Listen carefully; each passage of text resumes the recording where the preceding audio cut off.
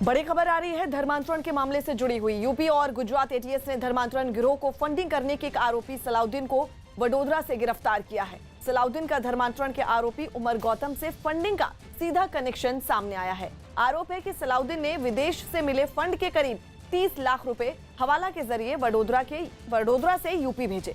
तो वहीं UP ATS अब इस बात की जांच में जुटी है कि फंडिंग के अलावा उमर गौतम और सलाउद्दीन के बीच और क्या कनेक्शन है, जिसकी पूछताछ के लिए सलाउद्दीन को 3 दिन की ट्रांजिट रिमांड पर लखनऊ लाया गया है। तो वहीं आरोपी उमर गौतम की पुलिस रिमांड 3 दिन के लिए बढ़ गई है।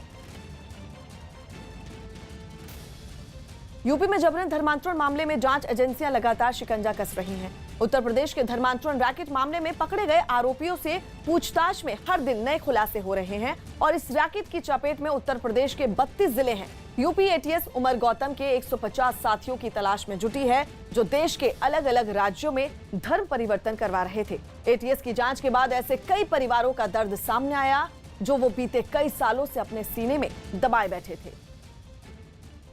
साजिश के तहत धर्मांतरण करवाने के मामले में यूपी एटीएस ने जांच तेज कर दी है। लखनऊ के यूपी एटीएस मुख्यालय में करीब 1 दर्जन लोगों से पूछताछ की जा रही है। वहीं उमर गौतम के गिरोह से जुड़े सदस्यों की तलाश में यूपी एटीएस देश भर में छापेमारी कर रही है।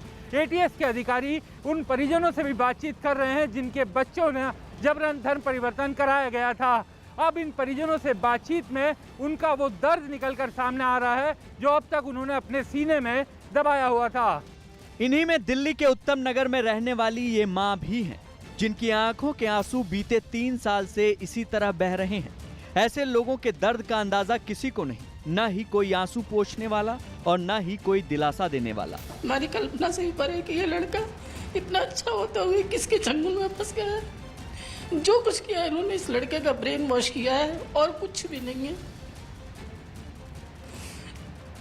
मेरे को तो 3 साल हो गए रोते हुए। उनकी माँ तो अब रो रही होंगी जिनके आपके। मेरे को तो 3 साल हो गए रोते हुए। 10 तो मेरे को बीमारियां लग गई हैं।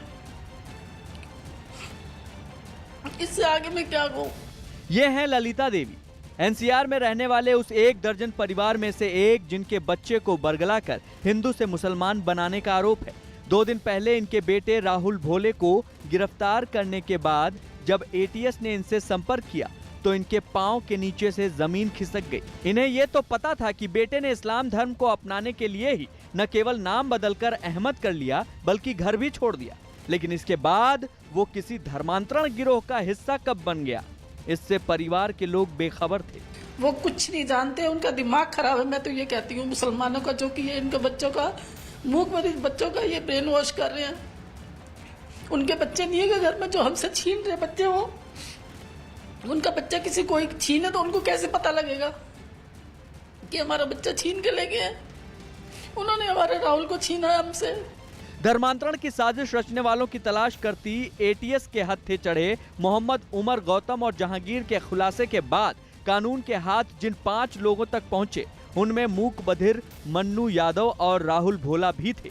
दोनों से पूछताछ में एटीएस को कई जानकारियां मिली हैं।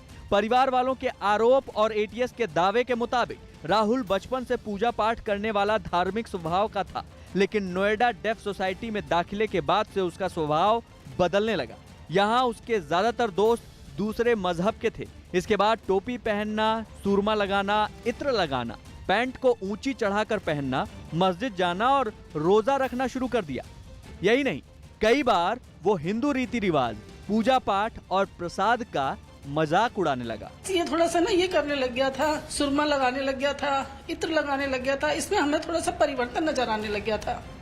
जैसे मैं कोई प्रसाद बनाती या कोई व्रत रखती, इसको देती तो ये नहीं लेता था। कहता था मैं नहीं खाऊंगा, मैं नहीं खाऊंगा। तो हमें इसका मतलब थोड़ा चेंज लगने लग गया था इसके प्रति। एक प्राइवेट कंपनी में काम करने वाले राहुल भोला को यूपी एटीएस पूछताछ के लिए ले गई तो सबसे पहले ये भनक उसके ससुराल वालों को लगी। बाद में एटीएस ने उसके घर वालों को इसकी जानकारी दी। राहुल की मां ने बताया कि एटीएस के अधिकारियों ने उनसे कहा कि अगर वो चाहें तो अपने बेटे से मुलाकात कर सकती हैं। परिवार वाले तो मुलाकात के लिए लखनऊ नहीं गए, लेकिन राहुल से मिली जानकारी के आधार पर यूपी पुलिस देश भर में दनादन छापे मार रही है। एटीएस को मिली जानकारी के मुताबिक साजिश के तहत धर्मांतरण का रैकेट पूरे देश में फैला हुआ है। यही नहीं, इसके तार विदेशों से भी जुड़े हैं, जांच एजेंसियों को हवाला कनेक्शन के भी सबूत मिले हैं। यूपी के 32 जिलों में साजिशन धर्मांतरण का काम बड़े पैमाने पर हो रहा है। इनमें फतेहपुर, लखनऊ और कानपुर भी शामिल हैं। पुलिस के मुताबिक कानपुर शहर के 8 कट्टरपंथी उमर गौतम के संपर्क में थे, जो गैर मुसलमानों को धर्मांतरण के लिए उकसाते थे। एटीएस के साथ क्राइम ब्रांच इन कट्टरपंथियों से पूछताछ करने की तैयारी कर रही है। लालच दे करके, भय दिखा करके, विदेशी फंड ला करके अगर कोई धर्मांतरण का इस प्रकार से कुचक्र कर रहा है उत्तर प्रदेश के अंदर, जिसका खुलासा एटीएस ने किया है, उसमें लगातार गिरफ्तारियां हो रही हैं, उसके जो साजिश करता है वो पकड़े जा रहे हैं, तो महत्वपूर्ण है। मैं तो पुलिस टीम को बधाई देता हूं और एक एक अपराधी को खोज निकालना चाहिए। इस प्रकार की चीजें यूपी में बर्दाश्त नहीं होंगी। यूपी एटीएस की जांच में अब तक जो कुछ तथ्य सामने आए हैं वो झकझोर देने वाले हैं। डरा धमकाकर, लालच देकर या दबाव में धर्म परिवर्तन करवाना पूरी तरीके से अपराध है और इसके खिलाफ कड़ी कार्रवाई का प्रावधान भी है। लेकिन कई कट्टरपंथी इस मामले में ऐसा काला अपराध करने से बाज नहीं आते। जाहिर है, जैसे जैसे यूपी एटीएस की जांच आगे बढ़ेगी, कई और चेहरे बेनकाब होंगे। दिल्ली और यूपी के गाजीपुर बॉर्डर पर धरने पर बैठे किसान अचानक बीजेपी के नेताओं और कार्यकर्ताओं से उलझ गए। जश्न मनाने के लिए जुटे बीजेपी के कार्यकर्ताओं और नेताओं को बचकर भागने की नौबत आ गई। अचानक हाईवे किसी जंग का मैदान बन गया और डंडों से लेकर तलवारें तक चलती दिखने लगी, जिसके बाद पहले से मौजूद पुलिस वालों के भी हाथ पांव फूलने लगे। एक तरफ काले झंडे लिए किसान दिखे और दूसरी तरफ बीजेपी के झंडे लिए लोग दिखने लगे, लेकिन झंडों से ज्यादा डंडों का इस्तेमाल होने लगा। भीड़ के बीच तक तो कैमरा नहीं पहुंचा, लेकिन गाड़ियों में बैठकर भागने की कोशिश कर रहे नेताओं की गाड़ियां जरूर दिखी, जिन पर डंडे बरसाए गए। डंडे मारकर गाड़ियों के शीशे तोड़ते कुछ लोग वीडियो में साफ दिखाई दिए। कुछ लोगों ने तो तलवारें निकाल ली और गाड़ियों पर तलवारों से हमला किया। काफी देर तक हाईवे पर इसी तरह हंगामा चलता रहा। कुछ पुलिस वाले मौजूद जरूर रहे, लेकिन तमाशबीन बने रहने के अलावा पुलिस कुछ कर नहीं पाई। बीजेपी के कार्यकर्ता यहां यूपी बीजेपी के संगठन में मंत्री बनाए गए अमित वाल्मीकि का स्वागत करने के लिए पहुंचे थे। यहाँ से करीब 200 मीटर की दूरी पर ये हमला हुआ है और बीजेपी के कार्यकर्ता अपने एक नेता के स्वागत कार्यक्रम के लिए यहाँ पर इकट्ठा हुए। किसानों के नेता राकेश टिकैत को इसी बात पर ऐतराज है कि उनके टेंट के पास ही स्वागत क्यों रखा गया। वे मंच के पास ही स्वागत स्थल है, 100 मीटर आगे पीछे कर लें। किसान संगठनों का आरोप है कि बीजेपी के नेताओं ने उनके आंदोलन को बदनाम करने के लिए साजिश रची और इसीलिए उनके टेंट के पास जमा होकर किसानों को उकसाने की कोशिश की। किसान नेताओं के बयानों से भी ये साफ हो गया कि किसानों के धरने वाली जगह के पास बीजेपी कार्यकर्ताओं के जुटने की वजह से किसान भड़क गए। घटना के वीडियो में किसान डंडे चलाते हुए भी साफ दिखे। हालांकि ये हंगामा दोनों पक्षों के बीच मामूली कहासुनी से शुरू हुआ, जो देखते ही देखते हिंसा में बदल गया। अतिथि देवो भव, अगर हमारे राज्य मंत्री बने हैं तो हम उनके शिष्टाचार के नाते उनके स्वागत करने के लिए आए थे। पहले धक्का मुक्की हुई और फिर डंडे चलने लगे। पुलिस वाले बवाल बढ़ने से नहीं रोक पाए, इसलिए बिना देर किए बीजेपी के नेताओं की गाड़ियों को निकालने लगे। हालांकि उसी वक्त बवाल कर रहे लोगों ने गाड़ियों पर हमला बोल दिया। गाजीपुर बॉर्डर से चले बीजेपी के नाराज कार्यकर्ता किसानों की शिकायत लेकर सीधा एसपी ऑफिस पहुंच गए। ये टिकैत के गुंडे थे, टिकैत के गुंडों के साथ में हथियार थे, उन्होंने ये जो है वारदात हमारे साथ की है। पीतल का उन्होंने मारा है। बड़ी मुश्किल हम लोग जान बचा के भाग गए हैं वहाँ से। घटना के बाद पुलिस के बड़े अफसर भी वहां पहुंचे और काफी देर तक एक्सप्रेसवे पर अफसरों का जमावड़ा बना रहा। मुंबई में पुलिस और मौलानाओं ने ड्रग्स के खिलाफ विशेष मुहिम की शुरुआत की है, जिसका मकसद युवाओं को ड्रग्स से बचाना है। मुंबई की जामा मस्जिद में पहली बार ऐसी मुहिम शुरू हुई है, जिसमें धर्म की मदद से लोगों को ड्रग्स के नशे से दूर रहना सिखाया जा रहा है। मुंबई की मस्जिदों में ड्रग के खिलाफ मौलवी और पुलिस का स्पेशल मिशन एनसीबी और पुलिस की सलाह पे ये चलाया जा रहा है पूरा मिशन, जहां पे मस्जिद के मौलवी युवाओं को सिखाएंगे कि किस तरीके से ड्रग्स से और ड्रग्स के कारोबारियों से बचना है। ये पूरी मुहिम तब शुरू हुई जब मुंबई के अलग अलग इलाकों में युवाओं को ड्रग्स का कारोबार करते हुए मुंबई पुलिस ने पकड़ा। उसी बीच अब ये पूरी मुहिम चलाई जा रही है, जहाँ पर इस पूरे सिंडिकेट को तोड़ने के लिए मौलवियों का सहारा लिया जा रहा है। मुंबई की जामा मस्जिद में पहली बार ऐसी मुहिम शुरू की गई है जिसमें धर्म की मदद से लोगों को ड्रग्स के नशे से दूर होना सिखाया जा रहा है। इसके लिए मस्जिद की लाइब्रेरी में लोगों को बिठाकर उन्हें जागरूक किया जा रहा है। साथ ही ड्रग्स की लत से जूझ रहे लोगों की काउंसलिंग भी शुरू की गई है। यहाँ के मौलवी लोगों को ड्रग्स से होने वाले नुकसान बताने के साथ धर्म का हवाला देकर इससे दूर रहने के लिए जागरूक कर रहे हैं। लोगों को इस पे लगाए हुए हैं कि वो लोगों को गलियों में मोहल्लों में जाकर के ढूंढें कि कौन लोग ड्रग्स के शिकार हैं, उनको पकड़ करके यहाँ पे लाया जाए, चाहे वो मस्जिद के इमाम हो उनके पास लाया जाए या मुअज्जिन हो उनके पास लाया जाए, या उलमाए किराम जो मस्जिदों में हैं, जो मकातिब पढ़ाते हैं या जो मदरसे चलते हैं या जो लाइब्रेरियों में काम करते हैं, उन सब के पास ला करके उनकी जहन साजी की जाए, उनको बतलाया जाए कि ड्रग्स जो है ये कितना सेहत के लिए नुकसानदेह है। एनसीबी के जोनल डायरेक्टर समीर वानखेड़े की तरफ से मुंबई के जामा मस्जिद की तरह दूसरे मस्जिदों में भी इस तरह की मुहिम की शुरुआत की गई है जो लोगों को ड्रग्स के लिए जागरूक करने का काम कर रही है। मामला सुशांत सिंह राजपूत ड्रग कनेक्शन का हो या पिछले दिनों केक में ड्रग्स मिलाकर व्यापार करने का हो, ड्रग्स माफिया पूरी कोशिश कर रही है, हर हथकंडा अपना रही है ड्रग्स के काले कारोबार को फैलाने के लिए। ऐसे में एनसीबी और पुलिस का मानना है कि ये माफिया घनी आबादी वाले जगहों से लोगों को अपने गिरोह में शामिल करते हैं। एनसीबी और पुलिस का ये भी मानना है कि मुस्लिम युवाओं को ये लोग अपने जाल में फंसाते हैं और इस जाल को तोड़ने के लिए अब मौलवियों का सहारा लिया जा रहा है। इस मुहिम को शुरू करना और बड़ी संख्या में लोगों को इससे जोड़ना आसान नहीं। इसमें सबसे बड़ी समस्या उन लोगों को जागरूक करने की खड़ी हो गई जो ड्रग्स की लत में फंसे हैं और मस्जिद भी नहीं पहुंचते। ऐसे में उन्हें समझाना और लत से बाहर निकालना किसी चुनौती से कम नहीं है, लेकिन इसके लिए भी बाकायदा प्लानिंग की गई और तय किया गया कि इसके लिए मस्जिद में रोजाना आने वालों की मदद ली जाएगी। मोहल्ले का हर फर्द हर घर में जाकर के पता करे कि किस घर में कौन सा आदमी ये इस्तेमाल कर रहा है, उसके सामने उसकी बुराई बयान किया जाए। हमारा इस्लाम तो हमको ये भी बताता है कि ना तुमको 3 चीज़ से रोकना है। अगर तुम माल से ताकतवर हो तो माल से रोको, नहीं तो हाथ से रोको, नहीं तो मुंह से बोल के रोको। अब अगर हम ही चुप बैठ जाएंगे तो हमारे बच्चे, आज हम देख रहे दूसरे का बच्चा बिगड़ रहा है तो हम चुप है, कल को ये बात हमारे घर पे भी आ सकती है। तो हमको इसका ध्यान रखना है और ये मुहिम को आगे जितना हो सके उतना बढ़ाना है। एनसीबी का दावा है कि मुंबई में इसी साल में अब तक 100 से ज्यादा ड्रग्स से जुड़े लोगों को गिरफ्तार किया गया है, जिसमें सबसे ज्यादा युवा शामिल हैं। ऐसे में मुंबई को ड्रग्स की चुंगल से छुड़ाने के लिए सख्त कदम उठाए जाने की जरूरत महसूस की जा रही है। ड्रग्स की लत में फंसाकर न सिर्फ माफिया लोगों से पैसे लूटता है, ऐसे में कई लोगों ने अपनी जान तक गंवाई है। ऐसे में सबसे ज्यादा फायदा उठाते हैं आतंकी जो लोगों को अपने गिरोह में शामिल करने में कामयाब भी हो जाते हैं। वहीं एनसीबी और पुलिस पूरी कोशिश कर रही है कि मुस्लिम आबादी वाले युवाओं को किसी तरह धर्म गुरुओं की मदद से समझाया जाए और उनको उम्मीद है कि जल्द ही ये मुहिम उनके लिए रंग लाएगी। दिल्ली के पास फरीदाबाद के खोरी गांव में हुई महापंचायत के दौरान खूब बवाल हुआ। नौबत ये आ गई कि पुलिस वालों को गांव वालों पर लाठियां चलानी पड़ी। ये वही गांव है जो वन विभाग की जमीन पर बसा है और सुप्रीम कोर्ट ने प्रशासन को वहां से अवैध निर्माण हटाने का आदेश दिया था, जिसके बाद वहां एक महापंचायत बुलाई गई जो देखते ही देखते लड़ाई के मैदान में बदल गई। सुप्रीम कोर्ट के आदेश के विरोध में बुलाई गई इस महापंचायत को जब पुलिस ने रोकने की कोशिश की तो खोरी गांव के लोग भड़क गए। इन लोगों को देखकर ऐसा लगा कि वो पहले से ही पुलिस से दो हाथ करने के लिए तैयार थे, क्योंकि गांव के कई युवकों ने पुलिस पर पथराव किया, जिसकी वजह से एक बार तो पुलिस वालों को पीछे हटना पड़ा। अपनी ओर आ रहे बड़े बड़े पत्थरों को उन्होंने जैसे तैसे रोका और खोरी गांव में उपद्रव करने वाले लोगों को काबू करने के लिए आगे बढ़े। सुप्रीम कोर्ट ने प्रशासन को आदेश दिया था कि इस गांव को 6 हफ्ते के अंदर खाली करवा लिया जाए। प्रशासन इसी की तैयारियों में जुटा हुआ। यही नहीं, कुछ दिन पहले गांव के घरों पर नोटिस भी चिपकाया गया था।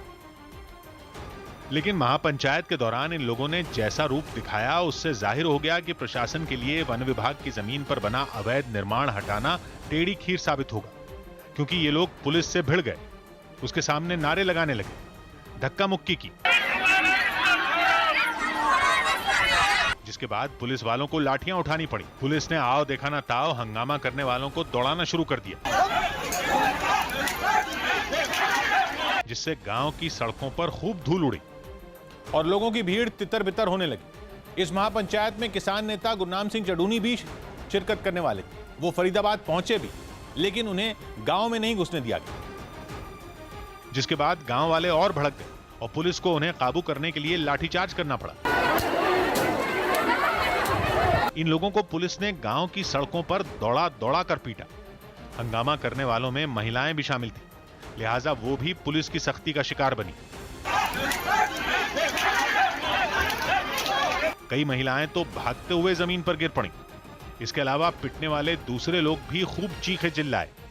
इस दौरान एक घायल शख्स को पुलिस वाले उठाकर ले जाते दिखे। इस बीच गांव के अंदर घुसने से रोके जाने पर किसान नेता गुरनाम सिंह चढ़ूनी नाराज नजर आए। यही नहीं, उन्होंने गांव वालों को महापंचायत करने से रोके जाने पर भी आपत्ति जताई। लोगों पे लाठियां मार के भगा देना कोई बात नहीं है। लोग सुन रहे हैं, अपनी आवाज उठा रहे हैं तो उनको सुननी चाहिए। यही नहीं, उन्होंने गांव वालों को महापंचायत करने से रोके जाने पर भी आपत्ति जताई। खोरी गांव की आबादी करीब 1 लाख है, जहां रहने वाले ज्यादातर लोग उत्तर प्रदेश और बिहार से आए हैं। सुप्रीम कोर्ट के आदेश के बाद गांव में बाहर से आने वालों पर पाबंदी लगा दी गई थी। पाकिस्तान के प्रधानमंत्री इमरान खान ने चीन के सरकारी टीवी से बात करते हुए अमेरिका और पश्चिमी देशों को चीन से रिश्तों पर नसीहत नहीं देने का कहा है। इमरान ने ये बात पाकिस्तान और चीन के संबंधों के 70 साल पूरे होने के मौके पर कही और चीन के साथ अपने रिश्तों का मजबूत बताया। धोखेबाज पाकिस्तान को दगाबाज चीन की दोस्ती पसंद है और ये जाहिर हुआ जब पाकिस्तान के प्रधानमंत्री ने चीन के सरकारी टेलीविजन CGTN से बातचीत की। इमरान खान ने पश्चिमी देशों और अमेरिका पर आरोप लगाया कि उन्होंने चीन के साथ रिश्ते खत्म किए। यही नहीं, इस बातचीत में चीन की चरण वंदना करते हुए इमरान खान ने भारत का भी जिक्र किया।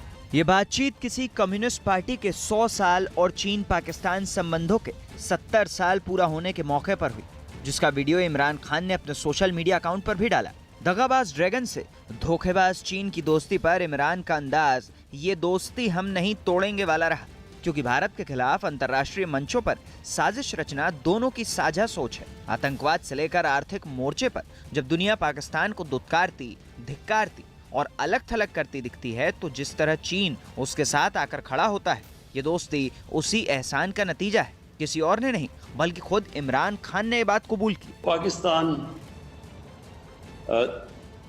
there was always a very special relationship with China, although our relationship started 70 years ago.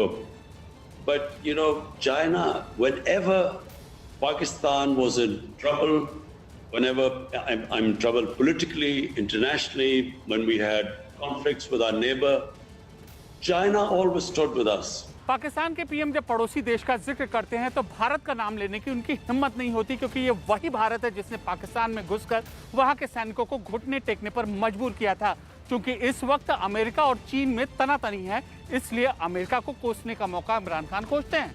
चूंकि अमेरिका के सामने पाकिस्तान की सिट्टी पिट्टी गुम हो जाती है, इसलिए अमेरिका के खिलाफ इमरान खुलकर नहीं बोल पाए। पाकिस्तानी प्रधानमंत्री ने कहा कि क्षेत्रीय स्तर पर बड़ी ताकतों के बीच मुकाबला चल रहा है। अमेरिका चीन के सामने चौकन्ना है। जिस तरह से अमेरिका और चीन एक दूसरे को देखते हैं, वो समस्या पैदा करता है। अमेरिका क्वाड नाम का क्षेत्रीय गठबंधन बना रहा है, जिसमें अमेरिका, भारत और दूसरे देश हैं। हिंद प्रशांत क्षेत्र में चीन को चुनौती देने वाले इस गठबंधन का जिक्र कर पाकिस्तान ने न केवल चीन को खुश करने की कोशिश की, बल्कि भारत से अपना डर भी छुपा नहीं सका। चाइना को पता लग रहा है कि क्वाड जो है एक बहुत बड़ा कॉन्स्ट्रक्ट खड़ा हो रहा है इंडियन ओशन रीजन में, इंडो पैसिफिक में, तो उसके लिए अब वो प्रेशर डालेंगे पाकिस्तान के ऊपर। एंड नाउ पाकिस्तान वही बोलेगा जो चाइना उसको बोलने के लिए कहेगा, मजबूर करेगा। जब संयुक्त राष्ट्र संघ में पाकिस्तान को अलग थलग करने की बात होती है, तो चीन का वीटो आ जाता है। जब हाफिज सईद जैसे आतंकियों पर कार्रवाई का दबाव बनता है, तो चीन पाकिस्तान का समर्थन करने लगता है। जब पाकिस्तान कश्मीर को मुद्दा बनाने की कोशिश करता है, तो उसे चीन से शह मिलती है। आतंकवाद पर कार्रवाई नहीं करने की वजह से जब अमेरिका ने खैरात में दी जाने वाली रकम रोक दी और पाकिस्तान पर दहशतगर्दों पर लगाम लगाने का दबाव बनाया, तो पैसे के लिए पाकिस्तान चीन के पाले में जा बैठा। आतंक के खिलाफ अमेरिका के दबाव को अब पाकिस्तान ने चीन से जोड़ दिया है। इमरान का दावा है कि उस पर चीन के साथ रिश्तों में झुकाव कम करने या बदलने का दबाव डाला जा रहा है। अमेरिका के पैसों पर पलने वाला पाकिस्तान अब उस एहसान को भूलकर चीन के लिए आहें भर रहा है। People of China have a special place in the hearts of people of Pakistan, because everyone here remembers, you know, you only remember a friend who stands with you in your difficult times. In good times, everyone stands with you, but in your difficult, tough times, bad times, you remember those people who stood by you. That's why you will find that in Pakistan, people always have a special fondness for people of China. So this relationship has only got stronger. Even now, politically, on the international forums, Pakistan and China always stand together. चीन के साथ पाकिस्तान का जो रिश्ता है उसके लिए इमरान खान मूल्यों की दुहाई दे रहे हैं। यही वजह है कि वो उइगर मुसलमानों की दुर्दशा और कोरोना पर चुप्पी साधे हुए हैं। कुल मिलाकर चीन और पाकिस्तान अंतर्राष्ट्रीय मंच पर भारत के खिलाफ ऐसा माहौल वो तैयार करना चाहता है जिससे आने वाली नस्लें उनकी है वह भी यही जहर उगलने में लगी रहें। अयोध्या के हनुमानगढ़ी मंदिर में प्रसाद पर हंगामा हो गया। हंगामा इतना बढ़ा कि मंदिर के पुजारियों ने प्रसाद के लड्डू तक फेंक दिए और थोड़ी देर के लिए मंदिर में पुलिस की भारी तैनाती करनी पड़ी, क्योंकि पुजारियों के हंगामे के बाद दुकानदारों ने बाजार बंद कर दिया। हंगामा तब शुरू हुआ जब पुजारी दुकानों पर पहुंचे, प्रसाद के लड्डुओं की थाली मांगी और सारे लड्डू जमीन पर फेंक दिए। गुस्सा तब भी शांत नहीं हुआ। उन्होंने एक और थाली निकलवाई और उसे भी जमीन पर पटक दिया। इसके बाद दुकानदार ने थालियां देने से इनकार कर दिया तो पुजारी खुद दुकान के अंदर पहुंच गए। बाकी के लड्डुओं को भी इसी तरह फेंक दिया गया। साधुओं का एक ग्रुप आया और हनुमानगढ़ी के जितने भी दुकानदार थे सबको मारा पीटा और उनके जो लड्डू प्रसाद आदि बिक्री के लिए रखे थे उसको नीचे गिरा दिया। आरोप लगाया गया कि प्रसाद के नाम पर लोगों को बासी और खराब लड्डू बेचे जा रहे हैं। लड्डू बेचते प्रसाद बेचते हैं, ये बहुत ही गंदा सड़ा हुआ प्रसाद बेच रहे हैं। इसकी जांच कराकर इनके साथ कठोर से कठोर कार्रवाई की जाए। हालांकि इसके बाद हनुमानगढ़ी मंदिर और बाजार में तनाव बन गया। तनाव कम कराने के लिए पुलिस के अफसर पहुंच गए। पुजारियों को समझाया गया कि पूजा करवाने का ही काम करें। आप लोग इसलिए अनुरोध है मेरा कि ये काम हमारा हमें कर दीजिए, ये काम आपका पूजा का पूजा करवाइए। सभी पक्षों की बैठक कराने के बाद दुकानदारों से काम शुरू करने की अपील की गई। बैठकर आपस में वार्ता कर लेंगे, सारी समस्याओं का निदान हो जाएगा। आप लोग अपनी दुकान खोलिए। पुलिस की कार्रवाई के बाद थोड़ी ही देर में हालात फिर सामान्य हो गए। पंजाब कांग्रेस में चल रहे संकट के सुलझने के संकेत मिले हैं। बुधवार को दिन भर नवजोत सिंह सिद्धू दिल्ली में गांधी परिवार के अलग अलग सदस्यों से बैठक करते रहे। देर शाम को उनकी राहुल गांधी के साथ भी मुलाकात हुई। इससे पहले सिद्धू की प्रियंका गांधी के साथ भी बैठक हुई और सूत्रों के मुताबिक प्रियंका गांधी ने सिद्धू को उप मुख्यमंत्री पद और कैंपेन कमेटी का अध्यक्ष बनाने का प्रस्ताव दिया। नवजोत सिंह सिद्धू की गेंद अब कांग्रेस आला कमान के पाले में है। इतना तो तय है कि पंजाब के कैप्टन अमरिंदर सिंह ही रहेंगे, लेकिन सिद्धू की भूमिका क्या होगी इसको लेकर फैसला लेने का वक्त आ गया है। खबर है कि सोनिया गांधी, राहुल गांधी और प्रियंका गांधी की बैठक में सिद्धू के भाग्य का फैसला हो भी चुका है और कुछ संकेत उनको दिया जा चुका है, लेकिन फाइनल मुहर राहुल गांधी के साथ बैठक में ही लगेगी और तभी तय होगा कि कैप्टन अमरिंदर सिंह के साथ सिद्धू सूबे की सियासत में किस तरह से अपना वर्चस्व कायम रख पाएंगे। 30 जून की सुबह 10 बजे से ही दिल्ली में पंजाब कांग्रेस के राजनीतिक घमासान को लेकर हलचल शुरू हो गई थी। बागी तेवर वाले नवजोत सिद्धू और प्रियंका गांधी की मुलाकात होनी थी, लेकिन उससे ठीक पहले प्रियंका ने 12A तुगलक लेन यानी राहुल गांधी के घर का रुख किया, क्योंकि सिद्धू और प्रियंका के बीच कैप्टन के साथ चल रहे विवाद को लेकर फाइनल बातचीत होनी थी। इसलिए प्रियंका ने पहले राहुल गांधी से बातचीत की। खबर है कि प्रियंका ने राहुल से चर्चा के दौरान सिद्धू के सामने रखे जाने वाले फाइनल प्लान को लेकर बात की, यानी सिद्धू को मनाने के लिए क्या ऑफर रखा जाए। इस पर प्रियंका ने पहले राहुल से चर्चा की। इसके बाद करीब 10:50 पर प्रियंका गांधी राहुल के घर से निकलकर अपने घर पहुंची। यहाँ सिद्धू उनका पहले से ही इंतजार कर रहे थे। सिद्धू से मिलने से पहले प्रियंका गांधी राहुल गांधी से मिल करके चर्चा कर रही थी। जैसे ही वो घर पहुंची, सिद्धू उनका इंतजार कर रहे थे। सिद्धू से मिलने के बाद प्रियंका गांधी 10 जनपद पहुंची और सोनिया गांधी से सिद्धू को लेकर बातचीत की। जैसे ही प्रियंका गांधी निकली, राहुल गांधी 10 जनपद पहुंचे और सोनिया गांधी के साथ वापस अपने घर गए। इतना तो तय है कि इस पूरी बातचीत में प्रियंका गांधी ही धुरी बनी हुई हैं, लेकिन राहुल से सिद्धू की मुलाकात तभी होगी जब डील फाइनल हो जाएगी। प्रियंका और सिद्धू के बीच करीब आधे घंटे तक बातचीत हुई। सूत्रों के हवाले से खबर है कि प्रियंका ने राहुल से हुई बातचीत के आधार पर सिद्धू से चर्चा की।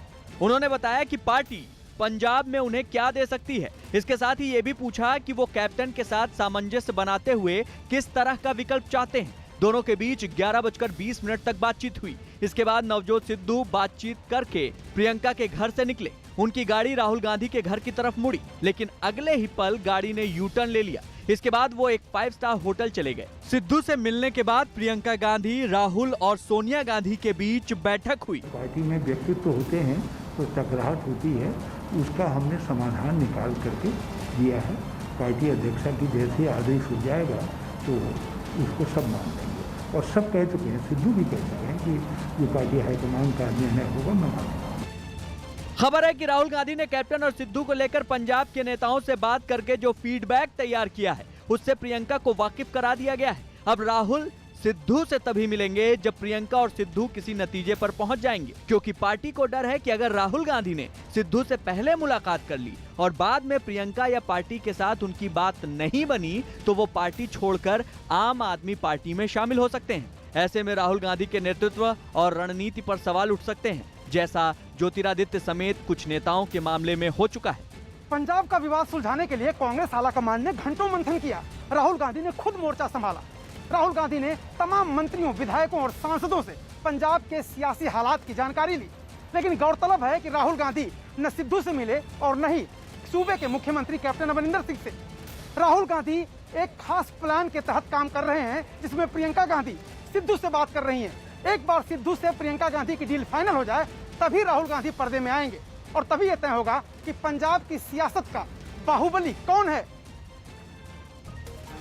पंजाब के अमृतसर में अकाली दल के अध्यक्ष सुखबीर सिंह बादल ने ब्यास नदी में हो रहे अवैध खनन पर फिल्मी अंदाज में छापा मारा। आरोप है कि वहां ये गैर कानूनी काम पिछले काफी वक्त से चल रहा था, जिसके खिलाफ सुखबीर सिंह बादल ने पूरे लाव लश्कर के साथ फिल्मी स्टाइल में अवैध खनन वाली जगह पर धावा बोल दिया। गाड़ियों का काफिला इतनी तेजी से पहुंचा कि वहां चारों तरफ धूल उड़ने लगी। आरोप है कि जिस वक्त वो पहुंचे उस समय भी वहां धड़ल्ले से अवैध खनन किया जा रहा था।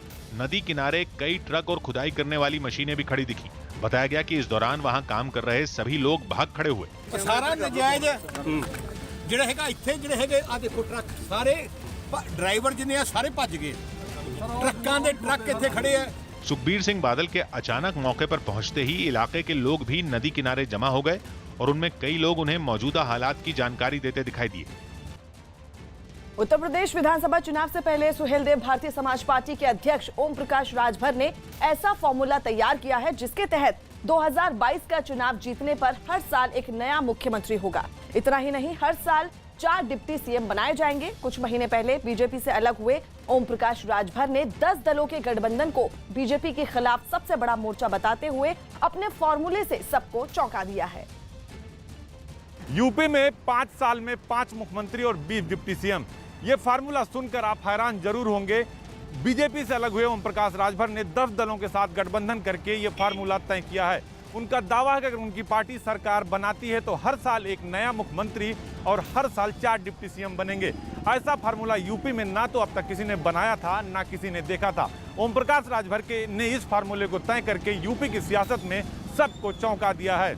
1996 में यूपी में बीजेपी और बीएसपी ने 6-6 महीने मुख्यमंत्री वाला फार्मूला देकर सबको हैरान कर दिया था, लेकिन वो प्रयोग सफल नहीं हुआ और बीएसपी ने खुद को बीजेपी से अलग कर लिया था। उत्तर प्रदेश में अब भारतीय जनता पार्टी के खिलाफ एक ऐसा ही चौंकाने वाला सियासी प्रयोग सुर्खियों में है।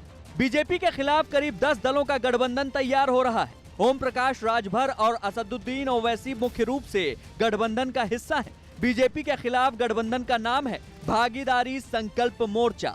इसमें बीजेपी को सत्ता से बाहर रखने का संकल्प लिया जा रहा है। सुहेलदेव भारतीय समाज पार्टी के मुखिया ओम प्रकाश राजभर ने 403 सीटों पर चुनाव लड़ने का ऐलान किया है। राजभर ने कहा है कि हम 5 साल की सरकार में 5 मुख्यमंत्री और 20 डिप्टी सीएम बनाएंगे।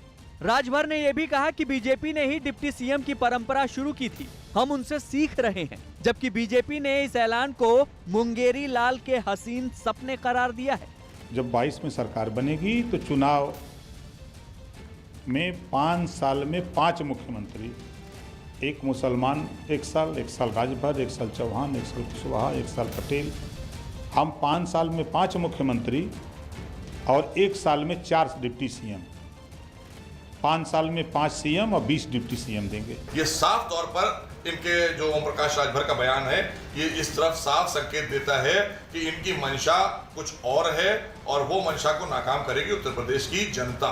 ओम प्रकाश राजभर का यह ऐलान यूपी चुनाव में बड़ी भूमिका निभाने वाले पिछड़ों, दलितों के साथ साथ मुस्लिम वोट बैंक को साधने के लिए है। वहीं वोट बैंक में सेंध लगाने के लिए समाजवादी पार्टी ने भी एक दांव खेला है। ट्वीट के जरिए अखिलेश यादव ने भी नई राजनीति को जन्म देने की कोशिश की है। अखिलेश ने ट्वीट किया, आज की विघटनकारी रूढ़वादी नकारात्मक राजनीति सत्ता के विरुद्ध एकजुट शोषित, उपेक्षित, उत्पीड़ित, अपमानित दलित, दमित, वंचित, गरीब, किसान, मजदूर, महिला व युवाओं की नई राजनीति जन्म ले रही है।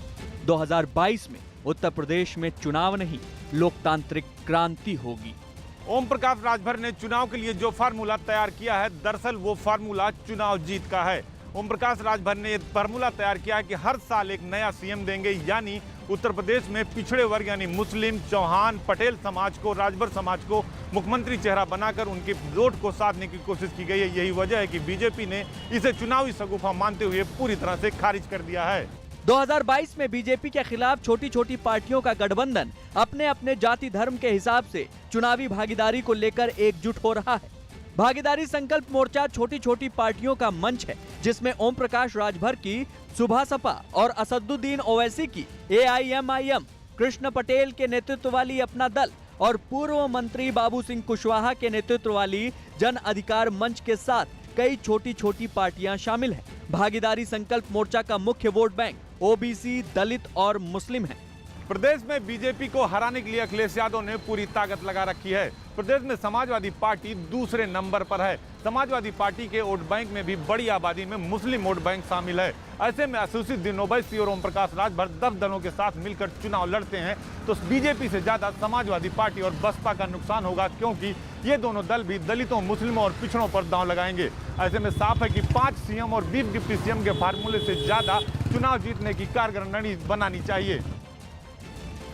यरूशलेम में इजराइल ने एक फिलिस्तीनी आदमी की दुकान पर बुलडोजर चलाया तो इतना बवाल हुआ कि फिलिस्तीन के लोग इजराइल की पुलिस से भिड़ गए।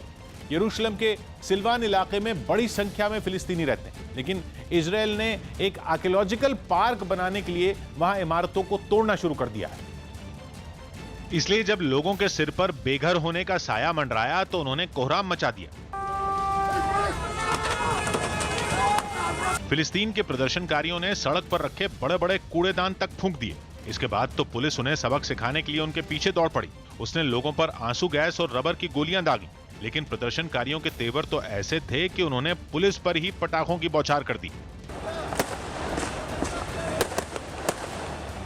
फिलिस्तीनियों ने पटाखों की ऐसी झड़ी लगाई कि एक बार को इजराइल की पुलिस को ही अपने कदम पीछे खींचने पड़े। हालांकि इससे पहले फिलिस्तीन के लोग शांति से अपना विरोध दर्ज करा रहे थे।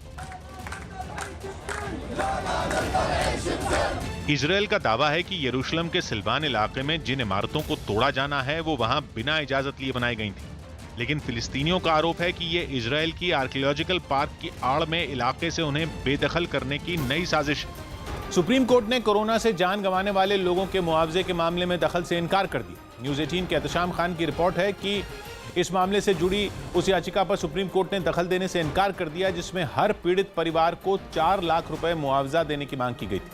हालांकि कोर्ट ने यह भी कहा कि केंद्र सरकार अपने संसाधनों के हिसाब से मुआवजा या राहत देने पर नीति तय कर सकती है, जबकि याचिका में दलील दी गई थी कि केंद्र सरकार ने कोरोना को राष्ट्रीय आपदा घोषित किया है, इसलिए नियम के मुताबिक कोरोना से हुई मौत पर हर पीड़ित परिवार को 4 लाख रुपए मुआवजा मिलना चाहिए। वहीं कोर्ट ने कहा कि मुआवजा देने की जिम्मेदारी NDMA यानी नेशनल डिजास्टर मैनेजमेंट अथॉरिटी की है, इसलिए वो इस पर 6 हफ्तों में दिशा निर्देश जारी करे। यही नहीं, कोरोना से मौत के मामले में मृत्यु प्रमाण पत्र पर भी सुप्रीम कोर्ट ने बड़ा फैसला सुनाया। न्यूज़ 18 के एहतशाम खान की रिपोर्ट है कि कोर्ट ने साफ किया कि कोरोना से मरने वाले लोगों के मृत्यु प्रमाण पत्र पर मौत की वजह कोरोना लिखना होगा और इसके साथ ही उस प्रमाण पत्र पर जिस दिन मौत हुई है उसकी तारीख भी लिखनी होगी। अदालत ने केंद्र और सभी राज्य सरकारों को इस पर 6 महीने में दिशा निर्देश जारी करने का भी आदेश दिया। इसके साथ ही कोर्ट की तरफ से यह कहा गया कि अगर किसी को पहले से जारी मृत्यु प्रमाण पत्र पर कोई आपत्ति है तो सरकार को उस पर दोबारा विचार करना होगा और इसके लिए सरकारों को ऐसे लोगों की शिकायतें दर्ज कराने का विकल्प देना होगा ताकि डेथ सर्टिफिकेट फिर से जारी हो सके। बताया गया कि अगर आपत्ति सही साबित होती है तो नया मृत्यु प्रमाण पत्र जारी किया जाएगा ताकि कोरोना से पीड़ित परिवारों को सरकारी योजनाओं का फायदा मिल सके। बंगाल में फर्जी वैक्सीनेशन पर सियासत गर्माती नजर आ रही है। केंद्र सरकार ने बंगाल सरकार से इस मामले में जवाब तलब किया है। आरोप है कि फर्जी IAS ने वैक्सीनेशन के लिए कैंप लगवाए, जिस पर कोर्ट ने भी ममता सरकार को फटकार लगाई है। कोलकाता के फर्जी वैक्सीनेशन कांड में केंद्र सरकार ने ममता सरकार से 2 दिन के भीतर जवाब मांगा है। साथ ही इस मामले में कड़ी कार्रवाई करने के भी निर्देश दिए हैं। केंद्रीय सचिव ने राज्य के मुख्य सचिव को चिट्ठी लिखी है इस मामले में और ये जवाब मांगा है। दरअसल विरोधी दल के नेता शुभेंदु अधिकारी ने स्वास्थ्य विभाग को इस मामले की शिकायत की थी और कहा था कि कोलकाता के कस्बा इलाके में ये फर्जी वैक्सीनेशन कैंप लगा, जहां पर सैकड़ों लोगों ने इस वैक्सीन को लिया। फर्जी वैक्सीनेशन कांड के सरगना फर्जी आईएएस अधिकारी देवांजन देव ने कोलकाता में फर्जी वैक्सीन कैंप लगाकर लोगों के साथ धोखाधड़ी और लूट की थी। कस्बा इलाके में ये उसी कैंप की तस्वीरें हैं जहां अब सील लगी है। सुमित कुमार भौमिक ने कैंप के पहले ही दिन यहां वैक्सीन लगवाई थी। वैक्सीन लिए थे 8 जून, पहले दिन मैं लिए थे। मार्शल है ना, वहाँ पर दर्द करता है और ये सब दर्द हो रहा था और पेट का प्रॉब्लम आ गया। देवांजन देव के फर्जी वैक्सीन कांड का शिकार कंपनियां तक हो गईं। देवांजन देव ने कई लोगों को वैक्सीन के नाम पर चूना लगाया। कोलकाता की एक निजी कंपनी के 171 एम्प्लॉय और उनके परिवार के लोगों को वैक्सीन देने के नाम पर देवांजन देव ने 1,11,000 की रकम अपने अकाउंट में मंगाई। यही नहीं, देवांजन देव ने एक निजी बैंक में कोलकाता म्युनिसिपल कॉरपोरेशन के नाम पर अकाउंट बना रखा था। उसके पास फेक लेटर हेड, होलोग्राम और साथ ही मोहरें भी मौजूद थी। और इसके साथ ही देवांजन देव के झांसे में पड़कर इन लोगों ने न सिर्फ पैसे दिए बल्कि ये फेक वैक्सीन भी लगवाई। ये देखिए, ये जो आरटीजीएस हम लोगों ने किया था, ये 1,11,000 का, ये केएमसी का आईसीआईसीआई बैंक में डाला गया था। हाँ, कोलकाता म्युनिसिपल कॉरपोरेशन का ही अकाउंट है ये। Manisha Dasgupta Sarala development and micro finance company की कर्मचारी हैं। इन्होंने भी इसी फर्जी वैक्सीन कैंप में टीका लगवाया था। प्लस मैंने खुद, प्लस मेरे यहाँ जो एम्प्लॉयज़ हैं उनके गार्जियन, प्लस मेरी जो हाउसकीपर है वो भी गई थी। उसके फैमिली में भी काफ़ी क्वेश्चंस आने लगे मेरे पास कि आप उनको ले गए थे, सो यू नो, तो एक बहुत ही टेंशन वाला एक सिचुएशन हो गया था खुद के लिए भी और जिसके लिए मैंने किया उसके लिए भी। Company wise also 172 employees involve है। तो बहुत, जब से सोशल मीडिया में आया हम लोग सो नहीं पाए। ऑफिस में पूरा इन्वायरमेंट बहुत स्ट्रेसफुल हो गया था। जिन्होंने वैक्सीन लगवाई वो डर के साए में जी रहे हैं। इस मामले पर बीजेपी ने कहा है कि ये कोई बड़ी साजिश हो सकती है। एक सांसद के जाके वैक्सीन ली है और ये हमारे सामने आई तभी ना जब वो सांसद ने सर्टिफिकेट मांगी। सर्टिफिकेट इसने नहीं दे पाया, घटनाक्रम हुई। इसमें मुझे समझ नहीं आता कि मोटिव क्या है, क्यों इसने किया। इसके पीछे बहुत बड़ा रहस्य कुछ है जिसको उद्घाटन होना चाहिए। हैरत की बात तो ये है कि इस फर्जी आईएएस अधिकारी ने बैंक में कोलकाता म्युनिसिपल कॉरपोरेशन के नाम से अकाउंट तक खुलवा रखा था। यही नहीं, इसके पास म्युनिसिपल कॉरपोरेशन के लेटर हेड और स्टैम्प भी थे। उधर वैक्सीन धोखाधड़ी मामले के मुख्य आरोपी देवांजन देव के वकील देवांशु भट्टाचार्य ने कहा कि देवांजन देव की मानसिक स्थिति ठीक नहीं है। इन्वेस्टिगेशन ऑफिसर जानो कोनो साइकेट्रिक के दिए देखानो হয় তার কারণ 2018 সালের একবার হচ্ছে আপনার সিথি এবং একজন ডাক্তারকে দেখানো হয়, সাইকেট্রিক ডাক্তার, তার পরামর্শ অনুযায়ী তিনি বলেছিলেন। देवांजन देव ने फर्जी आईएएस अधिकारी बनकर कोलकाता में कई कैंप लगाए। अनुमान है कि इसमें करीब 1,500 लोगों को फर्जी वैक्सीन लगाई गई। इस मामले की जांच में एक और फर्जी अधिकारी को दबोचा गया है। आरोप है कि 25 साल का आसिफ उल हक नाम का यह शख्स केंद्रीय सतर्कता आयोग का फर्जी अधिकारी बनकर घूम रहा था और देवांजन से इसका कनेक्शन था। कलकत्ता हाई कोर्ट के acting chief justice Rajesh Bindal ने इस मामले में फटकार भी लगाई है। उन्होंने सरकारी पक्ष के वकील से ये पूछा है कि साफ किया जाए कि कैसे देवांजन देव लाल और नीली बत्ती का इस्तेमाल करता था और कैसे पुलिस के लोगों को साथ लेकर चलता था। साथ ही उन्होंने राज्य सरकार को भी इस मामले में क्या कार्रवाई की गई है इस पर जवाब देने को कहा है।